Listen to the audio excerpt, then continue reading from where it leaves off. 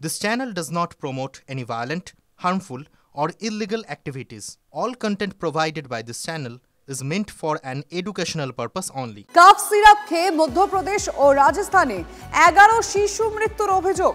Calf সিরাপের ব্যবহার নিয়ে দেশের সব রাজ্যের জন্য অ্যাডভাইজারি জারি কেন্দ্রের। কি রয়েছে অ্যাডভাইজারিতে আমাদের রিপোর্টার সৌরভ দত্ত জানাবেন। সৌরভ, সেন্ট্রালের তরফে প্রতিটি রাজ্যকে যে অ্যাডভাইজারি জারি করা হয়েছে তার মূল বক্তব্য হচ্ছে যে কাফ সিরাপের ক্ষেত্রে যেন বিশেষত শিশুদের ক্ষেত্রে যেন তার বাস্তবিক প্রয়োগ হয়, অর্থাৎ যত্রতত্র যখন তখন যেন কাফ সিরাপ খাওয়ানো না হয় এবং অবশ্যই চিকিৎসকের পরামর্শ মেনে, চিকিৎসকের প্রেসক্রিপশন মেনে কাফ সিরাপ খাওয়ানো হয়। কোন শিশু, কোন বয়সের শিশুদের ক্ষেত্রে কোন কাফ সিরাপ কত পরিমাণে খাওয়াতে হবে সেই বিষয়গুলির দিকে নজর রাখার কথা বলা হয়েছে এই অ্যাডভাইজারিতে। রিমা, বেশ সৌরভ, তুমি সঙ্গে থাকো। আমরা আরো একবার আমাদের জানিয়ে রাখতে চাইবো দর্শকদেরকে, কাফ সিরাপ খেয়ে মধ্যপ্রদেশ ও রাজস্থানে 11 শিশু মৃত্যুর অভিযোগ। কাফ সিরাপের ব্যবহার নিয়ে দেশের সব রাজ্যের জন্য অ্যাডভাইজারি জারি রয়েছে এবং নির্দেশিকায় বলা হয়েছে 2 বছরের কম বয়সের শিশুকে কাফ সিরাপ দেওয়া উচিত নয়। 5 বছরের কম শিশুদের কাফ সিরাপ দেওয়ার ক্ষেত্রে অত্যন্ত সতর্ক করা হয়েছে। শিশুরোগ বিশেষজ্ঞ ডক্টর অপূর্ব ঘোষ আমাদের সঙ্গে এই মুহূর্তে রয়েছেন। ডক্টর ঘোষ, আপনাকে TV9 বাংলায় স্বাগত জানাচ্ছি। এই মুহূর্তে আমরা বড় খবরের দিকে নজর রেখেছি, যেখানে কাফ সিরাপের ব্যবহার নিয়ে দেশের সব রাজ্যের জন্য অ্যাডভাইজারি জারি করেছে কেন্দ্র। মানে ইতিমধ্যে মধ্যপ্রদেশ এবং রাজস্থানে 11 শিশু মৃত্যু হয়েছে। আপনি কিভাবে দেখছেন বিষয়টি? দেখুন, প্রথম কথাই হচ্ছে যে কাফ সিরাপের কোনো ভ্যালু নেই। বাচ্চাদের চিকিৎসায় কাফ সিরাপের কোনো ভ্যালু নেই। এটা ওভার ইউজ হয়, কিন্তু সেই সঙ্গে একটা কথাও বলছি যে কাফ সিরাপে কখনো কখনো কারো কারো মৃত্যু হতে পারে, এটা হতে পারে না তা নয়, কিন্তু একসাথে যদি কোনো এতগুলো বাচ্চা মারা যায় তাহলে বুঝতে হবে যে ওষুধটার মধ্যে কোনো ধরনের কোনো পয়জন ছিল। আদারওয়াইজ কাফ সিরাপে এরকম ভাবে একসাথে এত বাচ্চার মৃত্যু হতে পারে না। তো আমাদের দেশে যেটা হয় যে কোয়ালিটি কন্ট্রোল, ড্রাগ কন্ট্রোল এগুলো খুবই পুয়ার, যার জন্য যে কেউ যেভাবে খুশি ম্যানুফ্যাকচার করে, পুয়ার কন্ডিশনে ম্যানুফ্যাকচার করে, কন্টামিনেশন হয়ে সেগুলোকে মার্কেটিং করে, বটলিং করে বিক্রি করে দিচ্ছে। And that is the cause of the death, not the cough সিরাপের ইনগ্রেডিয়েন্ট, বাট কাফ সিরাপের ভিতরে যে সিরাপ কিংবা পয়জনস হয়ে গেছিল কিছুভাবে।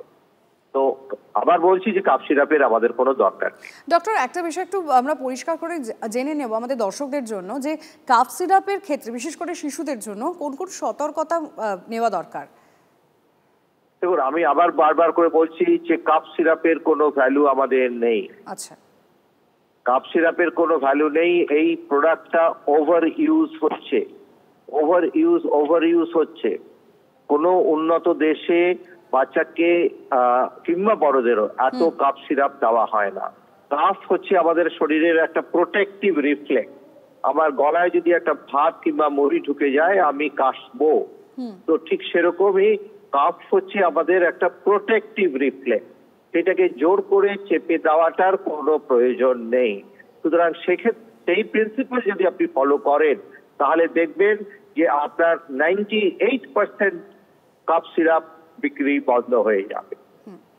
অনেক ধন্যবাদ আপনাকে। ডক্টর অপূর্ব ঘোষ আমাদের সঙ্গে ছিলেন এবং তিনি যেটা বললেন যে কাফ সিরাপের প্রয়োজনীয়তাই আসলে খুব একটা থাকে না এবং সেখানে দাঁড়িয়ে কিভাবে ব্যবহার করা হয়েছে এবং যদি এতগুলো শিশুর মৃত্যু হয়ে থাকে তাহলে ওষুধে, মানে যে কাফ সিরাপ খেয়ে এই 11 শিশুর মৃত্যু হয়েছে তাহলে সেই সিরাপের মধ্যে কোনো সমস্যা থাকতে পারে। ইতিমধ্যেই দেশের সমস্ত যে রাজ্যগুলো রয়েছে সেই রাজ্যগুলোতে একটা অ্যাডভাইজারি জারি করে দেওয়া হয়েছে, যেখানে পরিষ্কার বলে দেওয়া হয়েছে 2 বছরের কম বয়সী শিশুদেরকে কাফ সিরাপ দেওয়া উচিত নয়। আর যারা 5 বছরের কম বয়সী শিশু রয়েছে তাদেরকে যদি কাফ সিরাপ দেওয়া হয় তাহলে বেশ কিছু তাদেরকে সতর্ক করা হয়েছে। চিকিৎসকের পরামর্শ যাতে ঠিকমতো মানা হয়, কাফ সিরাপের প্রয়োজন হলে সঠিক মাত্রায় দিতে হবে, শিশুদের শারীরিক পরিস্থিতির ওপর নজর রাখতে হবে, প্রেসক্রিপশন ছাড়া কাফ সিরাপ কেনা যাবে না।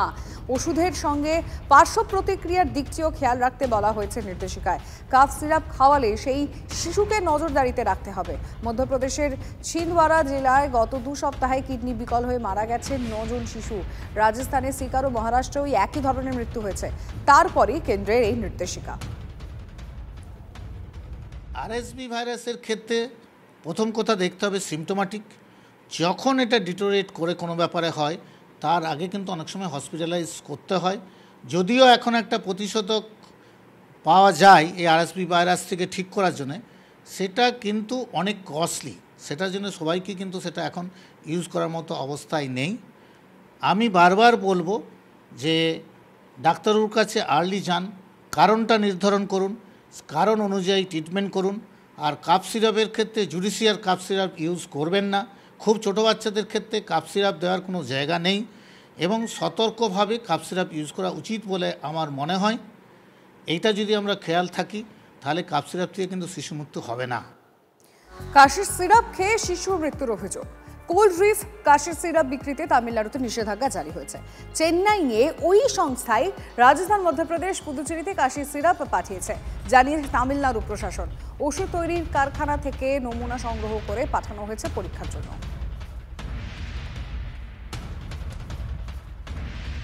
কাফ সিরাপে টক্সিন থাকার অভিযোগ ওড়ালো স্বাস্থ্য মন্ত্রক। কাফ সিরাপের নমুনায় মেলেনি ক্ষতিকারক পদার্থ, দাবি কেন্দ্রের। যেখানে শিশু মৃত্যু হয়েছে সেখান থেকেই নমুনা সংগ্রহ হয়েছে। কিডনির ক্ষতি হতে পারে এমন পদার্থ মেলেনি। বিবৃতি জারি করে জানিয়েছে স্বাস্থ্য মন্ত্রক।